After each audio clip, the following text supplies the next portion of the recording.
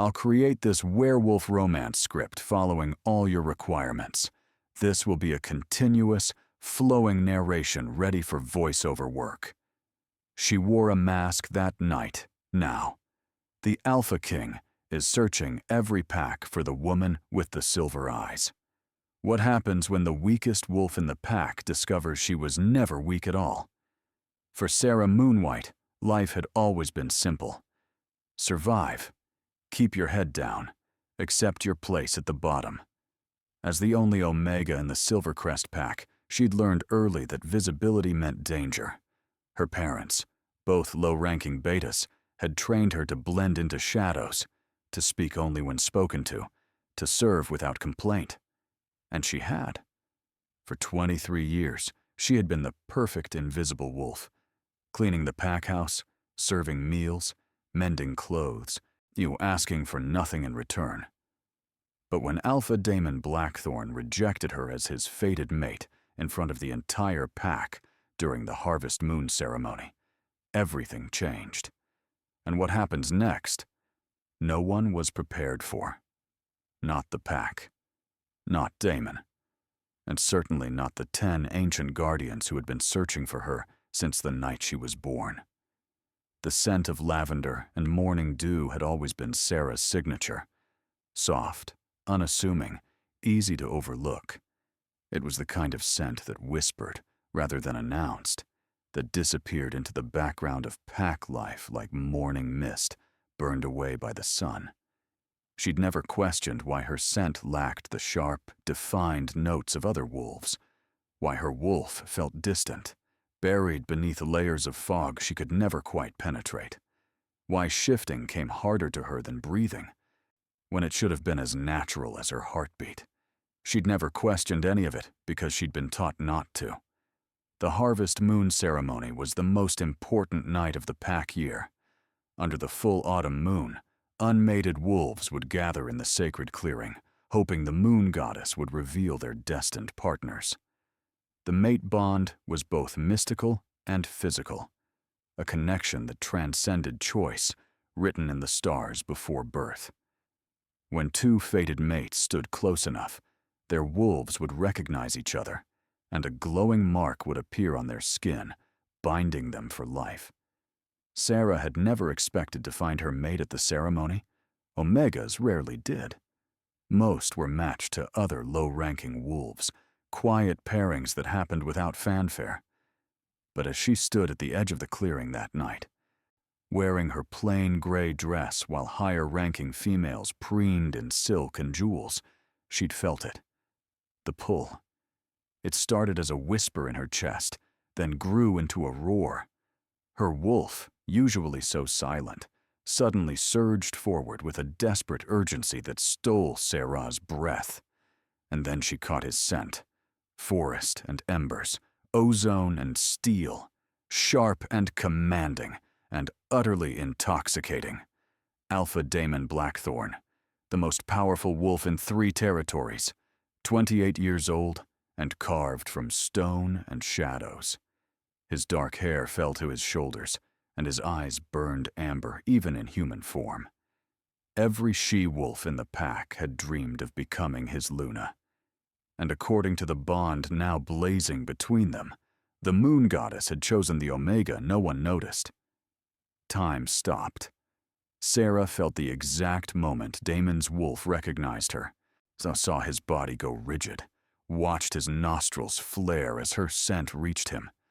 Lavender and morning dew suddenly crystallizing into something undeniable. Their eyes met across the clearing, and Sarah saw horror flash across his face. "No," he breathed, the word carrying in the sudden silence. The other wolves had noticed, were turning, staring. "No, this is a mistake." The bond snapped into place anyway. Sarah gasped as the glowing mark bloomed across her collarbone, an intricate pattern of moon phases and wolf tracks, visible even through her dress. The physical sensation was overwhelming, warmth and recognition and rightness flooding through every cell. But Damon's face had turned to granite. "Alpha?" His beta, Marcus, stepped forward uncertainly. "Your mark. I see it." Damon's voice could have cut glass. His own mark glowed on his neck, identical to hers, undeniable proof of their bond. But instead of joy, his scent had turned acrid with rejection. "Call the pack to witness." Sarah's heart plummeted. No, please, no. Within minutes, every member of Silvercrest Pack had gathered in the clearing. 300 wolves, all watching as their alpha stood before the ceremonial fire with his fated mate, trembling at his feet. Pack law required witnesses for any formal rejection. It was meant to protect against impulsive decisions, to ensure both parties understood the gravity of severing a moon, goddess-blessed bond. But there would be no protection for Sarah tonight. "State your intention, Alpha," Elder Tobias intoned, his ancient face grave. "I, Damon Blackthorn, Alpha of Silvercrest Pack, formally reject the mate bond with Sarah Moonwhite." Damon's voice rang through the clearing, each word a hammer blow.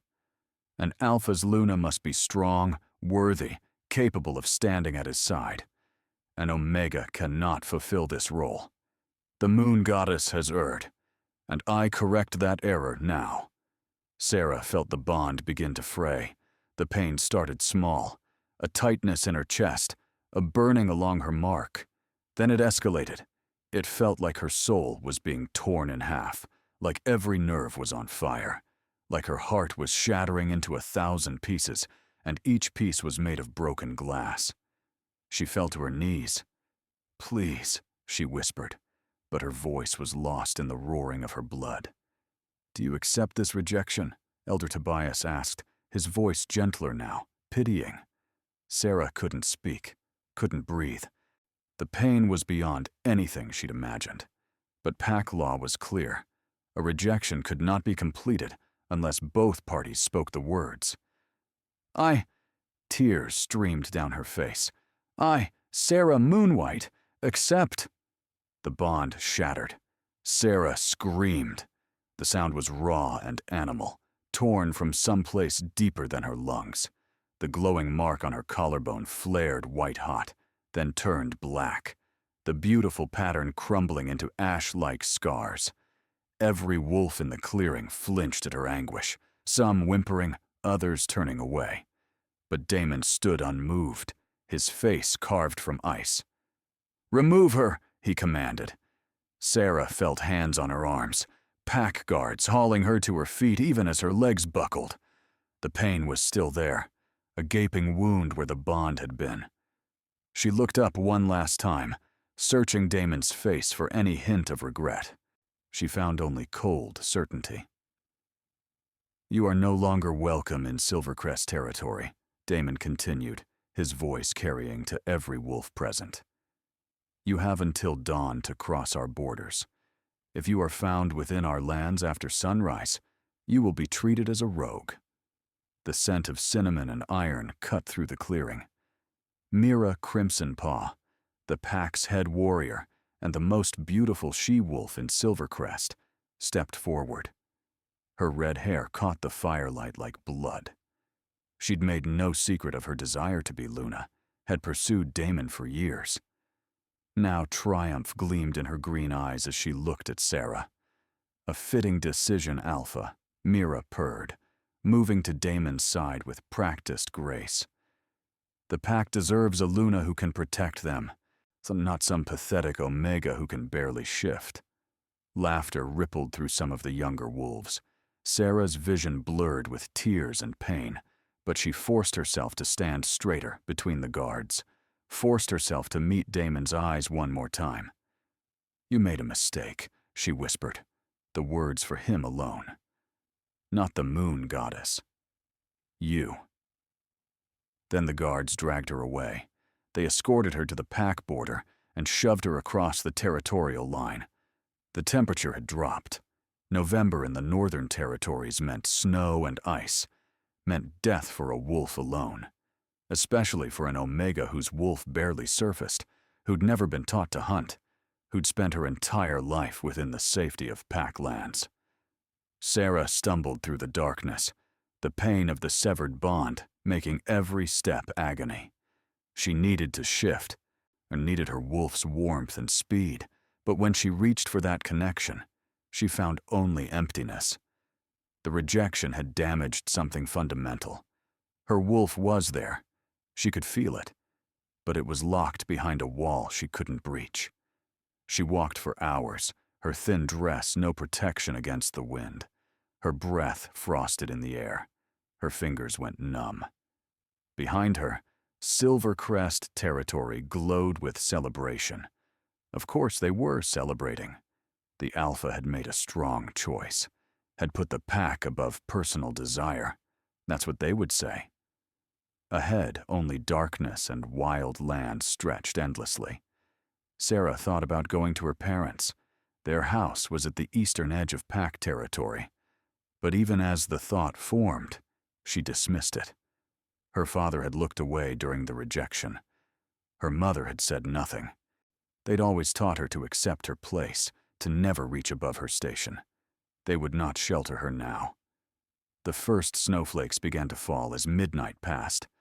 Sarah walked until her legs gave out, walked until she couldn't feel her feet, walked until the world narrowed to just the next step, and the next, and the next. She didn't notice when she crossed into the deep wild, the lawless lands between pack territories, where rogues roamed and ancient things stirred. Didn't notice when the trees grew taller and older, their branches blocking out even the moon. Didn't notice anything except the cold seeping into her bones and the pain in her chest that wouldn't fade. When she finally collapsed, it was against the weathered wall of an abandoned barn, half buried in snow. Sarah curled into herself, or trying to preserve what little warmth remained. The scent of old hay and rotting wood filled her nose. Her lavender and dew signature had faded to almost nothing, her body too cold and broken to produce the pheromones that marked her as a living wolf. This is it, she thought distantly. This is how it ends. She'd always wondered what her death would be like, had imagined growing old in the pack house, dying quietly in her sleep, forgotten and unmourned. But this was fitting too. Alone in the darkness, rejected and discarded, freezing to death in the wild. At least the pain would stop.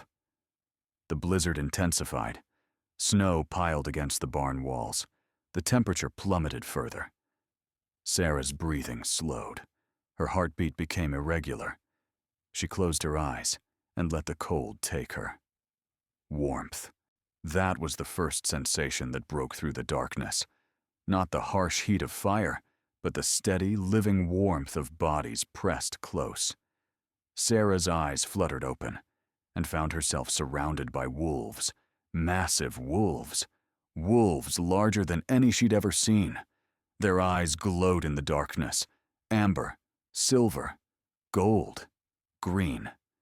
They formed a circle around her, their bodies creating a living barrier against the storm. Their combined warmth had pulled her back from the edge of death. Sarah counted them, her mind still sluggish with cold. 1. A giant male with midnight black fur and amber eyes that watched her with ancient intelligence. 2. A silver female whose coat shimmered like moonlight on water. 3. A russet male with scars crossing his muzzle. 4. A white wolf whose blue eyes held infinite patience. 5. A gray female whose stance spoke of barely contained power. 6. A golden male radiating calm authority. 7. A brown wolf whose watchful gaze tracked every breath she took. 8. A cream-colored female whose scent carried healing herbs. 9. A charcoal male built like a mountain. 10.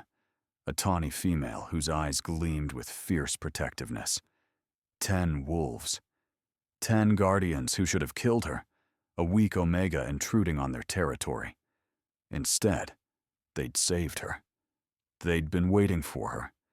The thought came from nowhere, certain and strange. The black wolf, clearly their leader, stepped forward.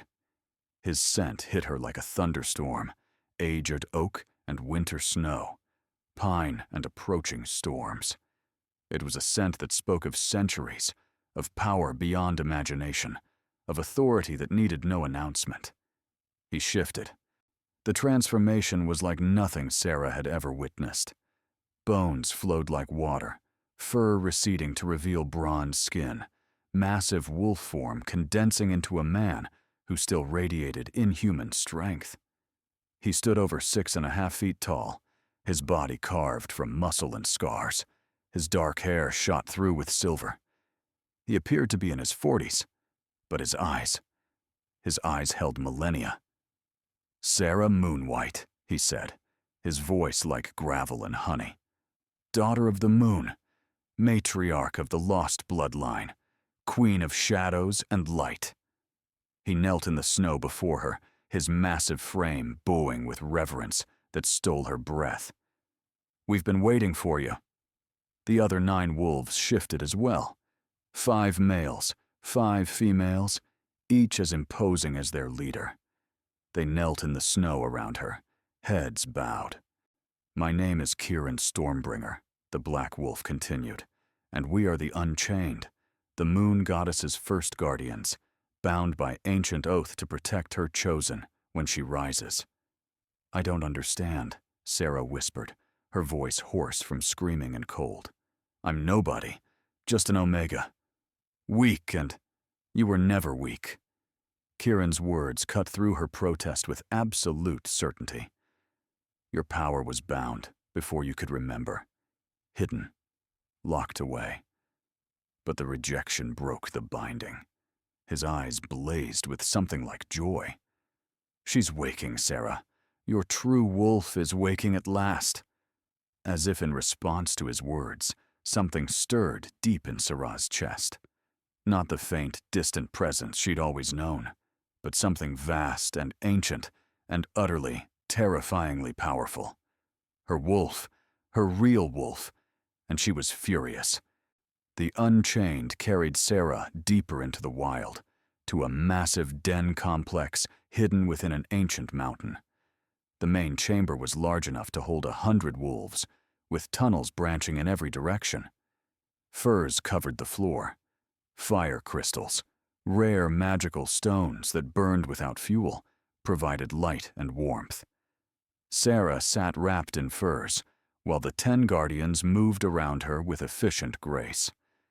The cream-colored female, Lyra, a healer, checked her injuries, while the others prepared food and heat.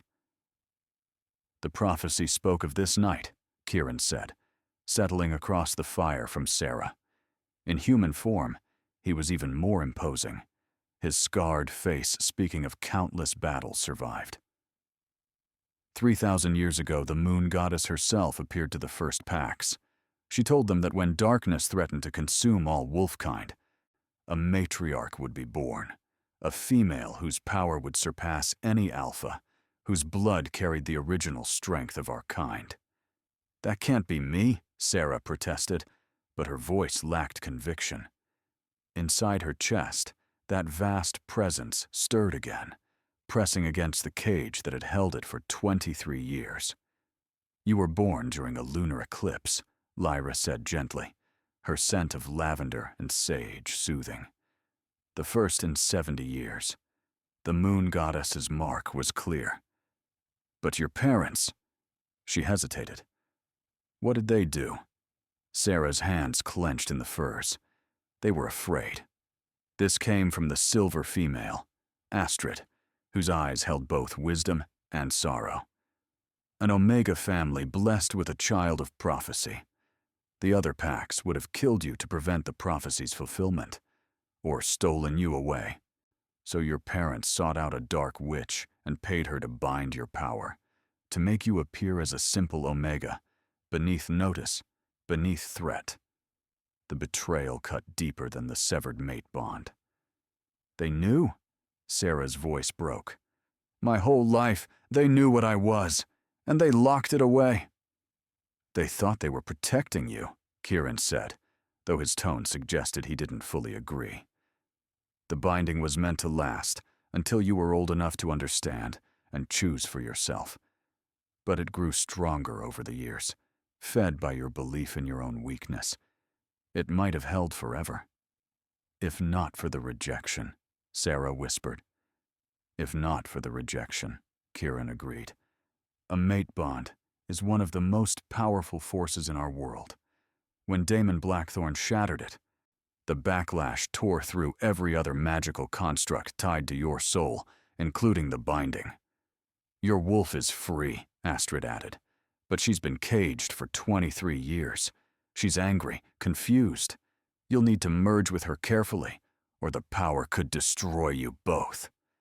As if to emphasize the point, pain lanced through Sarah's body. She gasped, doubling over as something inside her pushed against her ribs, her skin, her very bones. It's starting, Lyra said urgently. Kieran, we need to move her to the transformation chamber. Now. They carried her deep into the mountain, to a cavern whose walls were carved with ancient runes. The symbols glowed softly, pulsing in time with Sarah's heartbeat. The Unchained laid her in the center of a circle etched into the stone floor. We'll be right here, Kieran promised, so taking her hand. His calloused palm was steady and warm. Every step. You're not alone anymore, Sarah. You will never be alone again. The pain intensified. Sarah screamed as her bones began to shift, but not the violent breaking of a normal transformation. This was flowing, like water reshaping its container. Her bones lengthened, grew denser, restructured themselves into something far larger than her human form should support. Fur erupted across her skin, not the patchy, difficult shift of her Omega wolf, but a cascade of silver white that gleamed like starlight. It spread from her spine outward, covering her in seconds. Her senses exploded. Suddenly she could smell everything. The age of the stone, the breath of 10 guardians, the magic in the runes, the snow falling on the mountain miles above. Or could hear the heartbeat of mice in their burrows, water running through underground streams, the whisper of wind through trees a forest away. Her vision sharpened into crystal clarity, showing her spectrums of color no human eye could perceive. And through it all, her wolf rose. Sister, a voice purred in her mind, feminine, powerful, ancient beyond measure. Finally, we are one. Sarah's human consciousness merged with her wolf's, and suddenly she understood. This wasn't possession or separation. This was completion. Two halves of a whole finally united. What are we?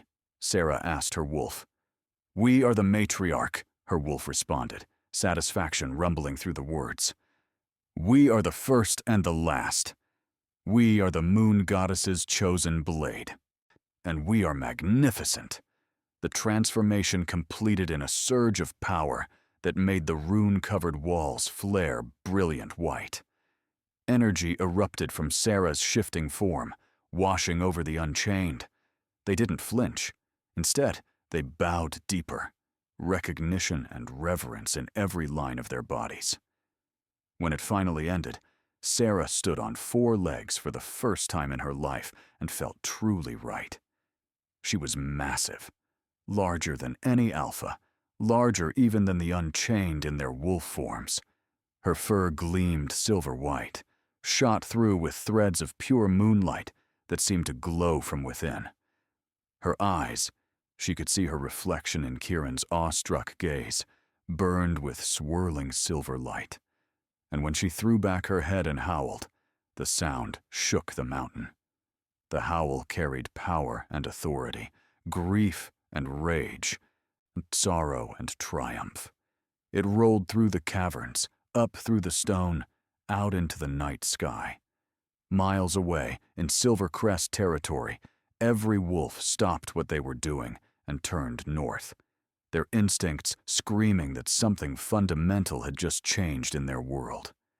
She is the matriarch, whispered through the collective consciousness of wolf kind, like wind through trees. In the transformation chamber, Kirin Stormbringer shifted to his wolf form and pressed his massive head to Sarah's shoulder in a gesture of fealty and welcome. "Welcome home, my queen," he rumbled, his voice resonating in her mind through the pack link she now commanded. "Let us teach you what you are." The days that followed blurred into a rhythm of discovery and growth. Each morning, Sarah woke in her human form.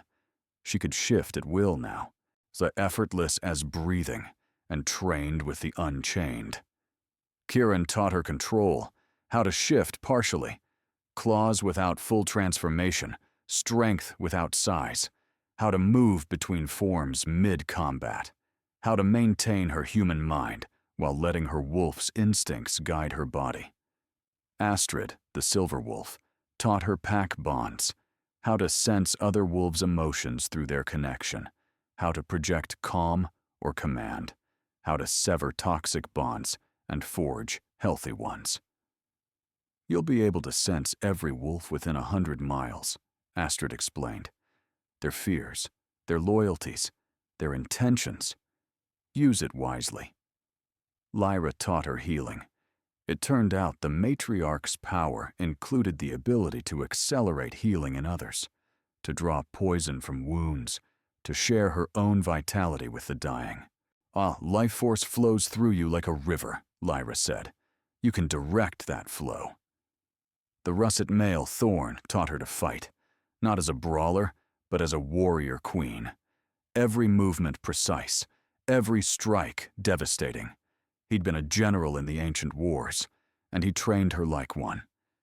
The others each shared their gifts: tracking, strategy, diplomacy, history, magic theory, territory management. The Unchained had spent 3,000 years preparing for this moment, gathering knowledge and power to serve their prophesied queen. And Sarah absorbed it all with a hunger that surprised even herself. "You're a natural leader," Kirin observed one evening as they sat by the fire. 2 weeks had passed since her transformation. 2 weeks of growing into her power, of learning what she was meant to be. "I spent 23 years invisible," Sarah replied, watching the flames dance. "Now I'm supposed to be a queen?"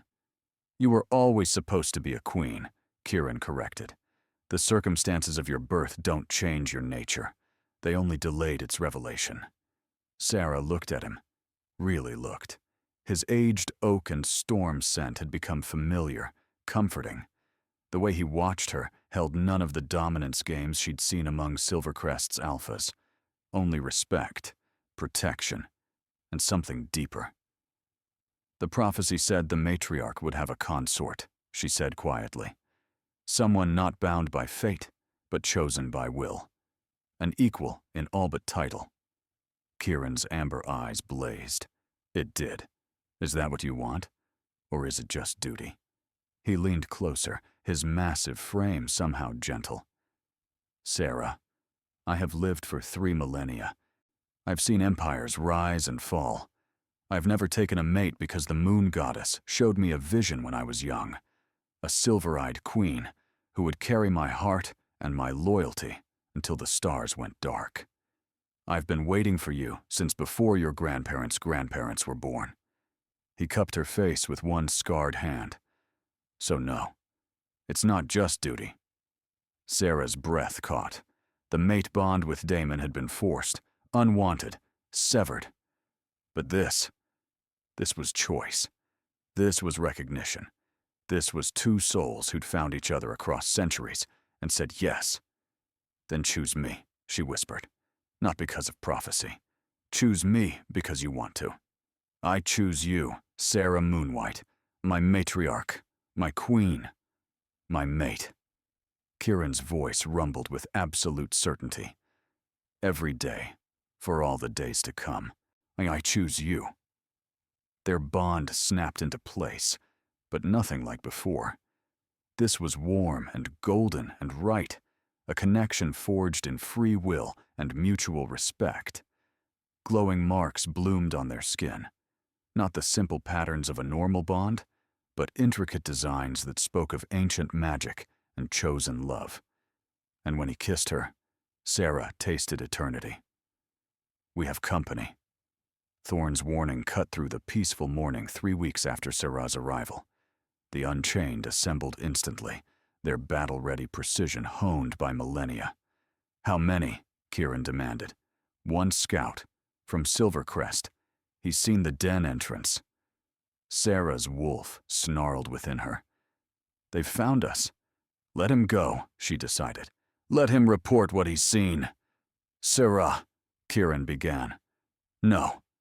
She stood, and power radiated from her like heat from a star. "I'm done hiding. Done running. If Silvercrest wants to know what happened to their rejected Omega, let them come and see." The scout fled. 3 days later, a war party arrived. Sarah watched from the mountain entrance as 25 wolves approached. At their head, massive and arrogant, was Damon Blackthorn in his alpha form. A charcoal black wolf, nearly as large as Kieran, his amber eyes burning with dominance. Beside him, her red fur gleaming, was Mira Crimsonpaw. The rest of the pack fanned out in formation, warriors, betas, enforcers. They moved with the confidence of wolves who'd never lost a fight. They had no idea what they were facing. "Sarah Moonwhite!"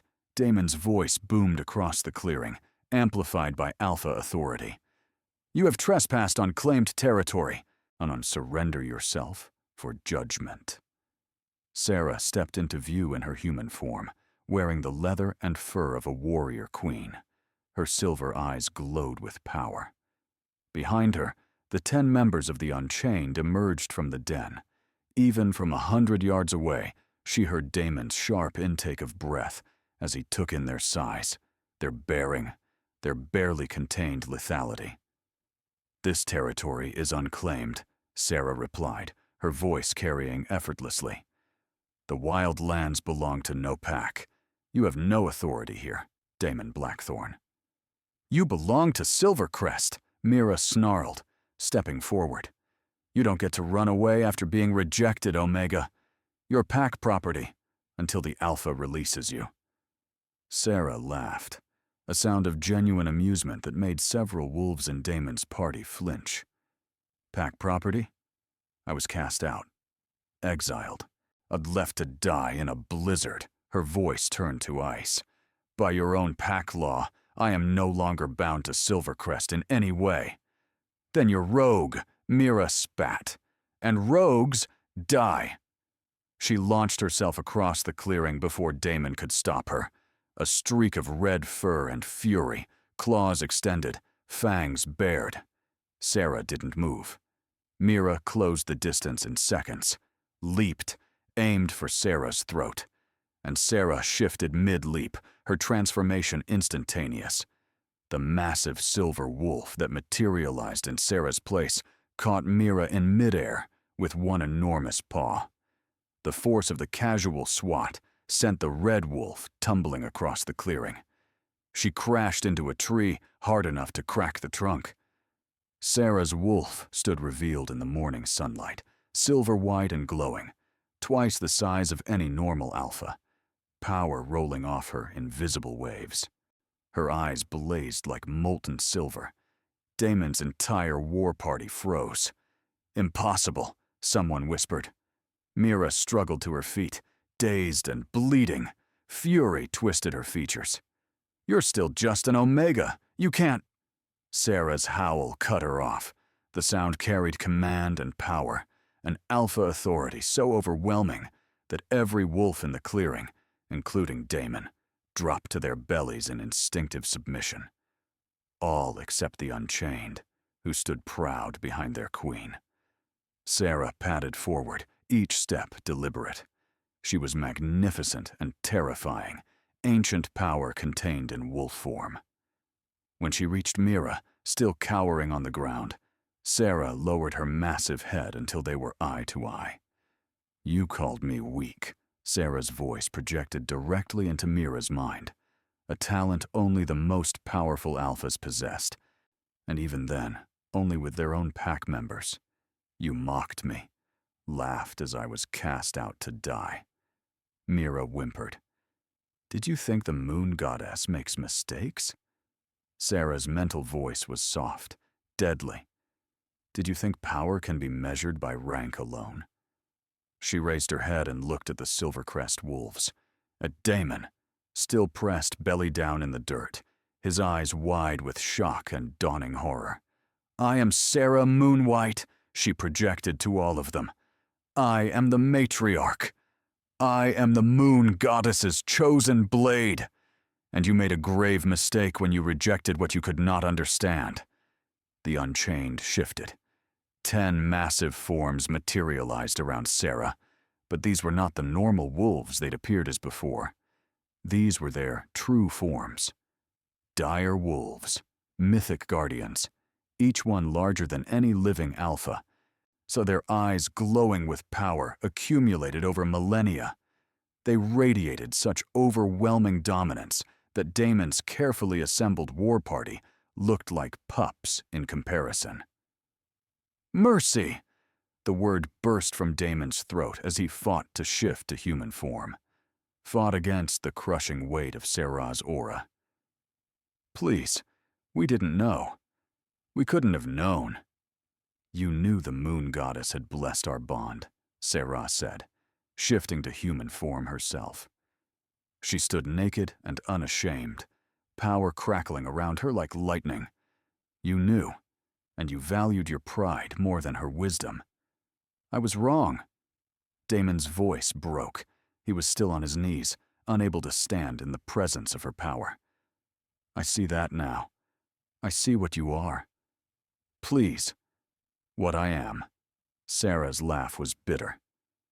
You only see my worth now that my power is visible. When I was just Sarah, just an Omega who cleaned your floors and served your meals, I was nothing to you. She walked toward him slowly, each step making him flinch. But I will tell you what I am, Damon Blackthorne. I am justice. I am the future. I am everything your limited vision tried to destroy. She stopped before him. And I am merciful, which is more than you deserve. Sarah looked at the assembled wolves, 25 of Silvercrest's finest, all trembling before her. Return to your pack, she commanded. Tell them what you saw here. Tell them the matriarch has risen. Tell them the wild lands between territories are under my protection now. Any wolf, rogue, outcast, or refugee who seeks sanctuary will find it here.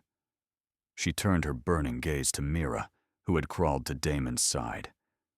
You are stripped of your warrior rank, your title, your privileges, your status, all gone. You will spend the next year serving the lowest members of the pack. Perhaps you will learn the value of those you deemed beneath you. Mira's face crumpled, but she didn't dare protest. Finally, Sarah addressed Damon directly. You rejected your fated mate. You cast her out to die. Pack law demands a penalty for such cruelty. She paused, letting the fear build. But I will not demand your life, your rank, or your territory. Instead, you will carry the knowledge of what you destroyed. You will wear the scars of our severed bond for the rest of your life. And you will know every day that you had eternity in your hands, and you crushed it. She leaned down, her silver eyes boring into his. But more than that, you will be better. You will rule Silvercrest with wisdom and compassion. You will protect the weak, honor the lowly, and judge not by rank, but by heart. This is my command, and you will obey it, because the alternative is that I take your pack from you entirely.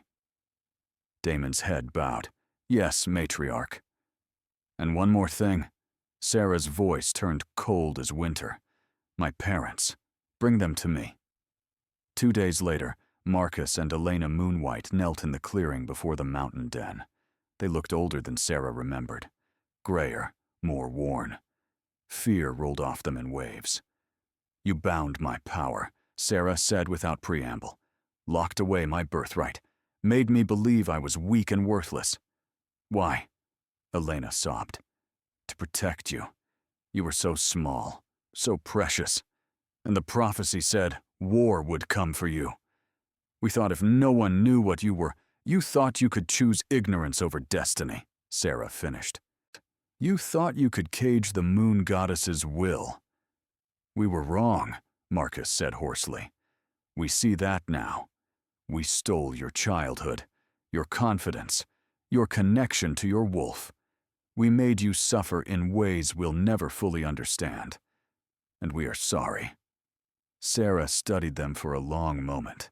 The fury in her chest, her wolf's rage at 23 years stolen, warred with the memory of bedtime stories and gentle hands. You acted from fear and love, she said finally. I understand that. But understanding is not the same as forgiveness. That will take time. She gestured, and Lyra stepped forward with 2 wooden pendants, symbols of sanctuary. You may stay here if you wish. You may return to Silvercrest, but you will not have my trust easily again. You will earn it, day by day, through action and repentance. Elena clutched the pendant, tears streaming. Thank you. Thank you. Don't thank me yet, Sarah replied. I've given you a chance. What you do with it is up to you. She turned away, back to the den where her true family waited. The Unchained, her guardians, her pack. Home. 6 months passed. The territory around the mountain den grew into something unprecedented in wolf history, a haven for the forgotten. Rogues who'd been cast out unjustly, Omegas fleeing abusive packs, widows and orphans with nowhere else to go. They came in 1s and 2s at first, then in groups of 5 and 10. Sarah welcomed them all.